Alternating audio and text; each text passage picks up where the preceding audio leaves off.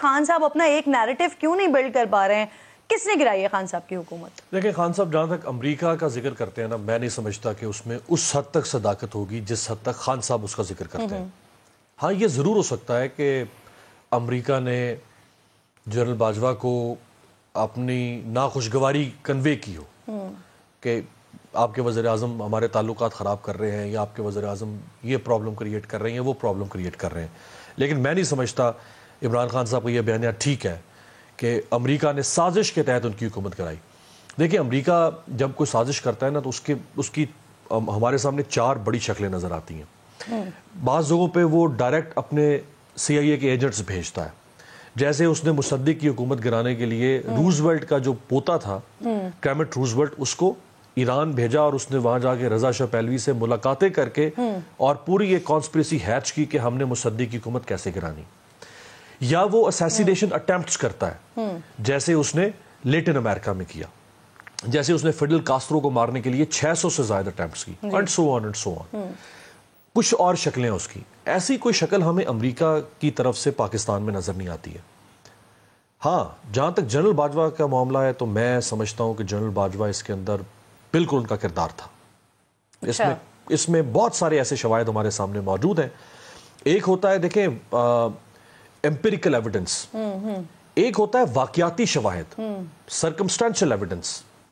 اس کے بے شمار سرکمسٹانشل ایویڈنسز موجود ہیں۔ ان کے سپورٹ میں موجود ہیں یا ان کے خلاف موجود ہیں؟ جنرل باجوہ کی آپ دیکھیں نا، اگر قافلی کے آپ اسٹیٹمنٹس کو دیکھ رہے ہیں تو وہ تو لگ رہا ہے کہ باقاعدہ سپورٹ میں جا رہے ہیں۔ مجھے دیکھیں میں اس طرف آتا ہوں جو مونس علی نے اسٹیٹمنٹ دی۔ دیکھیں جنرل باجوہ نے، یعنی 2-3 ایسی جماعتیں ہیں پاکستان میں، اگر وہ کوئی پولیٹیکل موو کریں جنہوں نے پہلے بھی اسٹیبلشمنٹ کے کہنے پر پولیٹیکل موو کی ہو، عمران خان کے ساتھ بھی وہ اسٹیبلشمنٹ کے کہنے پر بیٹھی ہوں، اور پھر وہ عمران خان کے لاڈلے، اسٹیبلشمنٹ کے لاڈلے عمران خان کو چھوڑ کر وہ کسی اور کے پاس جا کے بیٹھ جائیں، اور ہم کہیں کہ وہ فطری ان کے اندر ضمیر جاگ گیا تھا۔ 6 سیٹوں کی بات کر رہے ہیں نہیں، اس میں 6 والے بھی ہیں، اس میں زیادہ والے بھی، اس میں 1 سیٹ والے بھی ایک صاحب ہیں، تو وہ 3-4 پارٹیاں بن جاتی ہیں۔ سو یہ ہو نہیں سکتا۔ دیکھیں اب ہم لوگوں کو اتنا بھی بے وقوف نہیں بنا سکتے ہیں۔ ہاں پیپلز پارٹی نون لیگ بالکل ان کی عمران خان سے مخالفت تھی، وہ ہٹانا چاہتے تھے، ڈے 1 سے ہٹانا چاہتے تھے عمران خان کو۔ وہ کہتے تھے سلیکٹڈ ہے، نکما ہے، نالائق ہے، سو اینڈ سو۔ بلاول نے سلیکٹڈ نام دیا تھا پہلی بار اسمبلی میں، اور ان کی اپوزیشن تھی، وہ بالکل سراخوں پہ اپوزیشن کا کام ہے، وہ اگر عمران خان نہیں صحیح پرفارم کر رہے تھے ان کا رائٹ تھا۔